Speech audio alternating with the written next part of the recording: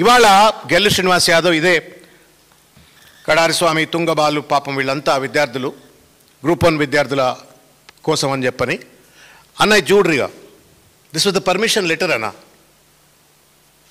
ఇది సుందరయ్య విజ్ఞాన కేంద్రం గమ్మతేం చేసిర్రు తెలివి చేసిండ్రు. నిన్న ఇదే సోమాజిగూడ ప్రెస్ క్లబ్లో పత్రికా సమావేశాన్ని నిర్వహించాలా రౌండ్ టేబుల్ లెక్క నిర్వహించాలా అని చెప్పని ముందు అనుకున్నారు వీళ్ళు. అదే టైంకు కాంగ్రెస్ పార్టీ ఒక పార్లమెంటు సభ్యుడు ఇంకా కొంతమంది అంతా కుట్రబన్ని ఏదో కౌంటర్ కథ అనేది ఏదో పెట్టిండ్రాడ. మేము అనుకున్నాం we don't want have confrontations, we want have a democratic dialogue consultations. ఇది ప్రజలు చర్చ జరగాల, ప్రజాస్వామ్యబద్ధంగా హైకోర్టు తీర్పును అమలు చేయించేట్టుగా ఒత్తిడి జరగాల.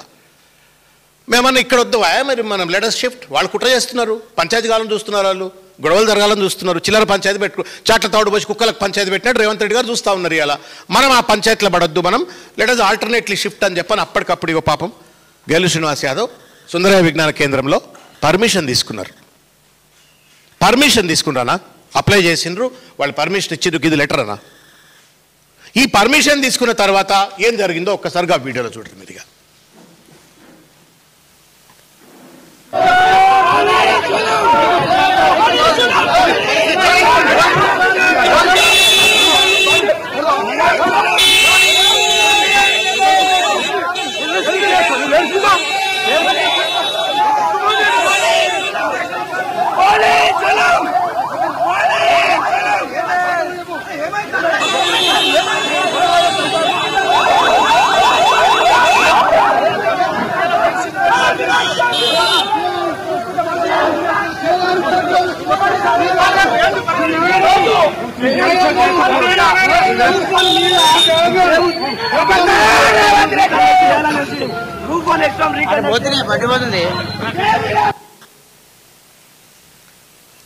ఇక్కడ చూడండి అన్న, ఇగో మేము మీడియాని ఎందుకు మీరు జడ్జిలు కావాలని చెప్పని మా బాధ అంతా. మీరు జడ్జిలు కావాలి. ఇప్పుడు కాన్స్టిట్యూషనల్ కోర్టులో రాజ్యాంగ కోర్టులో తప్పని చెప్పిండ్రు, ప్రజా కోర్టులో మీరు చెప్పండి మేమైనా తప్పు చేస్తున్నామా చెప్పండి. ఇది హైకోర్టు తీర్పు అమలు చేయమని అడిగితే గొడ్లను బాదినట్టు బాధతా ఉన్నారు. చూడండి కడారి స్వామి యాదవ్ గొంతు బట్టి పిసుకుతున్నారు, చచ్చిపోతాడు ఏమన్నట్టు పిసికే ప్రయత్నం. గట్టోడు కాబట్టి జర తట్టుకున్నాడు. మొత్తం కడారి స్వామి, తుంగ బాలు, తర్వాత బొల్లు నాగరాజు, నల్గొండ అంజీ, శ్రీను నాయక్, అవినాష్, సాయి, నాగారం ప్రశాంత్, శ్రీకాంత్, కట్టా శ్రీను వీళ్ళంతా ముషిరాబాద్ పోలీస్ స్టేషన్లో. యాబిట్స్ పోలీస్ స్టేషన్లో దశరథ్, గెల్లు ఇంకా చాలామంది యాబిట్స్ పోలీస్ స్టేషన్లో ఉన్నారు. ఏం రాజ్యం ఇది? ఇది ఎమర్జెన్సీ రాజ్యం కాదా? ఇగో రాష్ట్రంలో 6 గ్యారంటీలు అని చెప్పని అధికారంలోకి వస్తూ మేము 7వ గ్యారంటీగా ప్రజాస్వామ్యం తీసుకొస్తాము, ఇంతకుముందు అంత దొరల పాలన, మేము డెమోక్రసీ పట్టుకొస్తామని చెప్పిండ్రు. రేవంత్ రెడ్డి ముస్సోలిని, హిట్లర్ పాలన పట్టుకొచ్చినాడు. ఇవాళ 7వ గ్యారంటీగా పోలీస్ అణచివేతను పట్టుకొచ్చినారు. ఇవాళ అక్రమ అరెస్టులు పట్టుకొచ్చినారు. ఇవాళ ప్రజాస్వామిక గొంతులను అణచివేతకు పట్టుకొచ్చినారు 7వ గ్యారంటీగా. ఇవాళ ఇది ఎట్లా న్యాయం అవుతుంది మీరైనా చెప్పండి. నేను మిమ్మల్ని ఒకటే కోరుతా ఉన్నా, మీడియా పెద్దలను, మీరు జడ్జిలుగా మారి మీరేం తీర్పులు ఇవ్వాల్సిన అవసరం లేదు.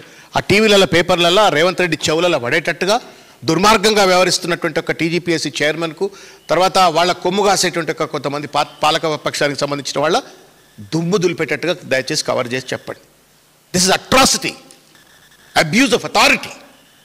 అధికారం చేతిలో ఉంటే ప్రజాపాలన అంటే, పారదర్శక పాలన అంటే కోట్ల రూపాయలు పెట్టి ఉద్యోగాలు అమ్ముకుంటారా మీరు? ఇలా ప్రెస్ మీట్లు పెట్టించినట్టున్నారు. 563 ఉద్యోగాలు, 563 ఉద్యోగాలు అమ్ముకున్నారని మేము అంటలేము. ఎన్ని అమ్ముకున్నారో ఎవరికి తెలియదు. ఆల్ వీఆర్ సేయింగ్ ఇది విచారణ జరపండి అంటున్నాం. విచారణ జరపండి, అభియోగం వచ్చింది కదా, కోర్టు ఇంత పెద్ద మాట చెప్పింది కదా, విచారణ జరపాలనా లేదా? రేవంత్ రెడ్డి ఏమన్నా మీ ప్లాట్లో కొనుక్కున్నట్టు ఇదేమన్నా? ప్రజలకు సంబంధించిన ఉద్యోగాలు, వాళ్ళంతా ఆర్డీఓలు, డిఎస్పీలు, కమర్షియల్ ట్యాక్స్ ఆఫీసర్లు, పెద్ద పెద్ద ఉద్యోగాల్లో కూర్చునే వాళ్ళు. ఆ పోస్టులోకి వెళ్ళి నిజంగానే అమ్ముడుపోయినట్టయితే సిగ్గు. The shame on democracy, same on the administration. కాబట్టి విచారణ జరపాలని చెప్పినాం. అసెంబ్లీ ప్రత్యేక సమావేశం పిలవాలా అని చెప్పినాం. హైకోర్టు తీర్పును యథాతథంగా అమలు చేయండి, పేద పిల్లలను మళ్ళా కోట్ల చుట్టూ తిప్పొద్దు అని చెప్పినాం. అది నేరమైనట్టుగా ఇవాళ వాళ్ళను కొట్టిన తీరు, అరెస్ట్ చేసిన తీరు చూస్తే ఇది ఇక చూడ్రిగా ఈ పిల్లగాడు ఏం తప్పు చేసిండు, ఇక చూడ్రి ఏం తప్పిది, ఇక చూడ్రి ఏం తప్పిది. గొడ్డును గుంజుకపోతా అన్నారు, అదేదో గొర్రెపిల్ల అన్నట్టు. గొర్రెపిల్లని కూడా ఇట్లా గుంజుకపోవట్లేదు ఇవాళ రేపు. గొంతు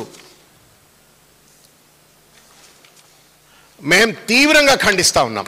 ఇది రౌడీ పాలన, ఇది రౌడీ పాలన. This is not democratic government. ఈ రౌడీ పాలనను మేము తీవ్రంగా ఖండిస్తూ ఉన్నాము.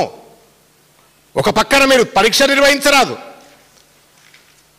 పోస్టులు అమ్ముకున్నారు అని చెప్పని వాళ్ళ పెద్ద ఎత్తున అభియోగాలు బహిర్గతం అవుతున్న తరుణంలో సిగ్గుంటే జ్యుడిషియల్ కమిషన్ ఆఫ్ ఎంక్వైరీ జరగాల. దురదృష్టం ఏంటంటే ఈ రాష్ట్రంలో నా బీజేపీ మాట్లాడు, మిగతా ప్రతిపక్షాలు ఎవరు మాట్లాడతలేరు. మాట్లాడిన విద్యార్థులపైన ఈ రకంగా కేసులు వేసి వాళ్ళ ఇష్టం వచ్చినట్టుగా వ్యవహరిస్తున్న పరిస్థితి చూస్తూ ఉన్నాం. నేను ఒకటే అడుగుతా ఉన్నా, ఇవాళ హైకోర్టు తీర్పు తప్ప రేవంత్ రెడ్డి అంటున్నాడా చెప్పండి, లేదు ప్రభుత్వం అనేది తప్ప, టీజీపీఎస్సీ తప్ప, ఎందుకు దొంగలకు సర్ది మోస్తా ఉండు Revanth Reddy? Your chief minister, you have no link to the functioning of TGPSC. ఇది ఒక ఇండిపెండెంట్ అటానమస్ బాడీ. ఆయనకు మీ టీజీపీఎస్సీకి నీకేం సంబంధం, నువ్వెందుకు వాళ్ళకి సర్ది మోస్తున్నావు అంటే నీ యొక్క ప్రోద్బలంతో ఏమైనా ఈ తప్పులు జరిగినాయా రేవంత్ రెడ్డి గారు? లెట్ ట్రూత్ కమ్ అవుట్, సత్యం రానియండి.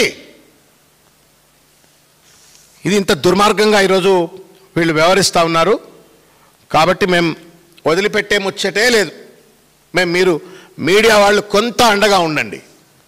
ఇది నీది నాది, ఈ పార్టీ ఆ పార్టీ పంచాయతీ కాదు, భవిష్యత్ తరాలకు సంబంధించినటువంటిది. నిర్లజ్జగా నిస్సిగ్గుగా పరీక్ష కండక్ట్ చేయడం, ఇన్ఎఫిషియెంట్ ఫెలోస్. సంపద సృష్టించలేదు, నన్ను ఓసుకున్న రూపాయలు అదంటే కూడా పట్టించుకోలేదు. కానీ పోస్టులు అమ్ముకుంటాము, పరీక్షలు సరిగ్గా నిర్వహించము, యూపీపీఎస్సీ పద్ధతులు కాకుండా మా ఇష్టం వచ్చినట్టు పరీక్షలు నిర్వహిస్తాము.